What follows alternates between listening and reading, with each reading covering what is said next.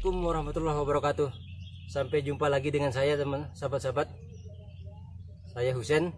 Kita kali ini akan kita lakukan pemasangan mulsa atau mulsa organik. Nah, ini kita akan pasang di lahan kita. Kenapa saya menggunakan mulsa organik? Ya, harganya murah, bahkan gratis sahabat-sahabat.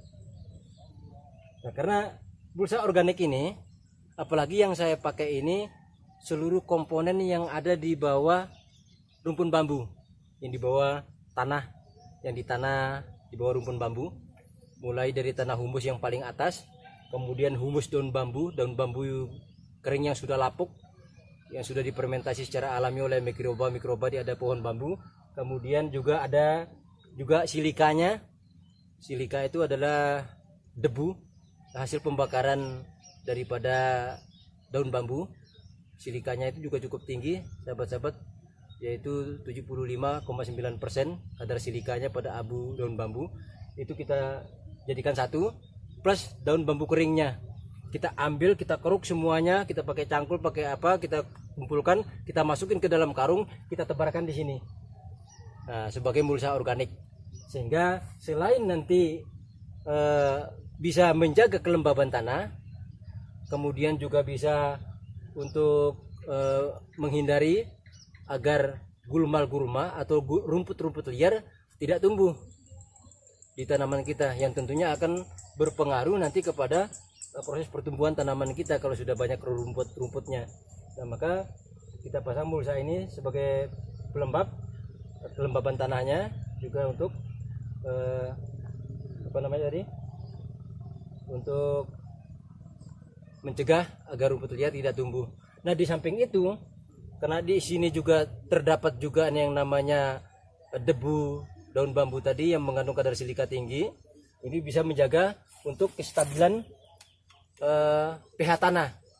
Ya, bisa juga mengikat racun yang ada di dalam tanah, karena memang ini tanahnya dulu bekas bekas persawahan yang terus digunakan bahan-bahan kimia, baik pupuk maupun pestisida, insektisida dan lain sebagainya, sudah puluhan tahun juga sudah rusak. Jadi kita mengembalikan lagi kondisi tanah kita dengan memanfaatkan ini. Karena daun bambu ini juga kadar fosfatnya juga tinggi, kemudian kaliumnya, ditambah lagi juga kadar-kadar yang lainnya, sehingga untuk sangat bagus sekali. Bahkan kalau Bapak Profesor Doktor dari Fakultas Pertanian Universitas Hokkaido Jepang, ini humus daun bambu dan apa yang ada di dalam komponen daun bambu ini sangat bagus sekali untuk kesuburan tanah.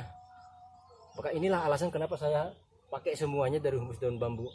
Harganya murah, bahkan gratis. Di lingkungan saya ini ya, kita bisa ambil karena tetangga-tetangga punya daun bambu yang punya rumpun-rumpun bambu juga banyak, kurang lebih 30 meter sampai 50 meter dari lokasi saya ini. Jadi kita manfaatkan semuanya, kita pindahkan ke lahan, kita jadikan sebagai bahan organik. Jadi teman-teman, bagaimana caranya? Ini kita akan pasang, kita akan tabur. Nah, ini teman-teman bisa lihat. Jadi ada humus daun bambu, kemudian juga ada tanahnya, kemudian juga ada debunya, debu hasil pembakaran. Biasanya petani itu memang dibakar daun bambunya. Nah, ini kita keruk semuanya yang ada di bawah pohon rantai bambu, termasuk daun bambu kering. Nah, ini kita akan tebar di bedengan ini, sehingga nanti otomatis kalau daun-daun ini nanti lapuk juga akan menjadi pupuk, sehingga tanah, struktur biologi kimia tanah kita akan bisa kembali normal setelah beberapa tahun di bahan-bahan kimia. Oke teman-teman, langsung saja kita tebar.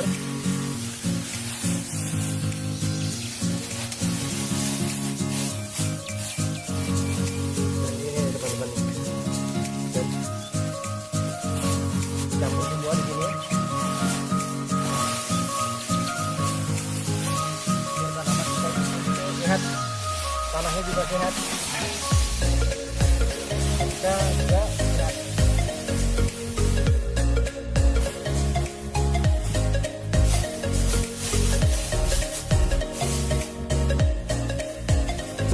Kira-kira begini ya, cara kita kita tabur, sehingga di bedengan ini kita akan penuh dengan apa yang ada di bawah pohon bambu.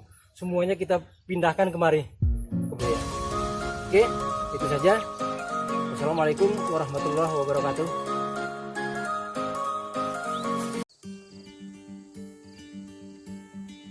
Jadi seperti yang pernah saya jelaskan di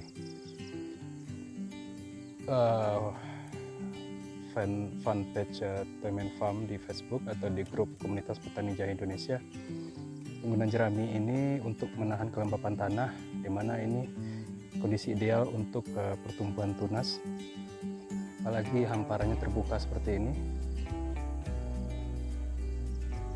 Kemudian juga untuk menahan laju pertumbuhan gulma, dan ini juga bisa menjadi kompos ya. Lama-lama jeraminya akan terurai menjadi kompos. Yuk kita lihat proses penebaran jeraminya seperti apa. Seperti terlihat, ini tidak perlu terlalu tebal, tapi diupayakan karena tanahnya semua tertutup supaya biji-biji gulma atau urat-urat rerumputan yang tumbuh secara vegetatif bisa terhalangi tumbuh.